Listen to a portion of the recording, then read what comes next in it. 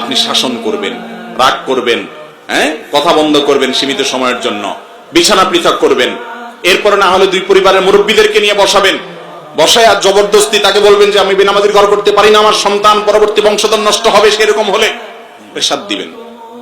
তাতেও যদি না হয়, প্রয়োজনে ওলামাদের সাথে পরামর্শ করে, মুরব্বীদের সাথে পরামর্শ করে, গণ্যমান্যদের সাথে পরামর্শ করে একটা তালাক দিবেন, পরামর্শ করে।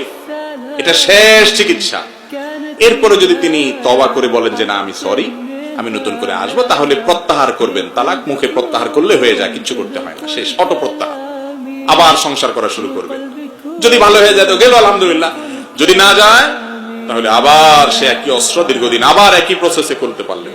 অর্থাৎ আপনি চাইলে শেষ অস্ত্র ব্যবহার করতে পারেন, সুযোগ আছে, কিন্তু সেটা ব্যবহার করার আগে অনেকগুলো স্টেপ অতিক্রম করতে হবে।